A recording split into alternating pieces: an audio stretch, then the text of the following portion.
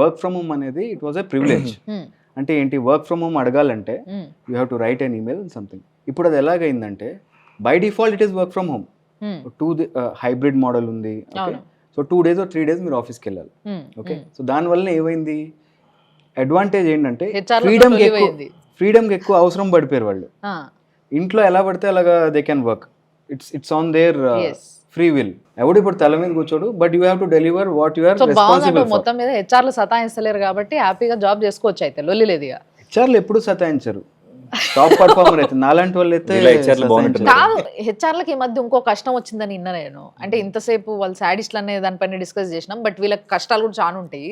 Recent గా నేను తెలుసుకున్నది ఏంటి అని అంటే హెచ్ఆర్లు పోలీస్ స్టేషన్ కి పోవాల్సి వస్తుంది అని చెప్పి, అది కూడా వాళ్ళ తప్పు లేకుండా. పోలీస్ వాళ్ళ కంటే ఎక్కువ వెళ్తాడు పోలీస్ స్టేషన్. మా ఫ్రెండ్ చాలా సార్లు వీక్ ఎవ్రీ డే సైన్ పెట్టిన వాళ్ళ అదే యాక్చువల్లీ ఆఫీస్ లాగిన్ చేయకుండా పోలీస్ స్టేషన్ లో లాగిన్ చేస్తాను నేను వెళ్ళి డైలీ. ఆయన పెద్ద క్రిమినల్ లా చెప్తున్నారు.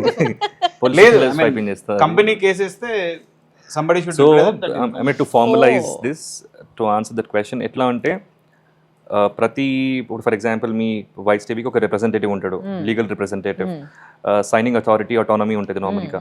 సో ప్రతి ఆర్గనైజేషన్కి ఒక హెచ్ఆర్ బిజినెస్ పార్ట్నర్ కానీ, సైట్ హెచ్ఆర్ కానీ, లేకపోతే ఆ బిజినెస్ హెచ్ఆర్ కానీ, so they have the signing autonomy అనమాట.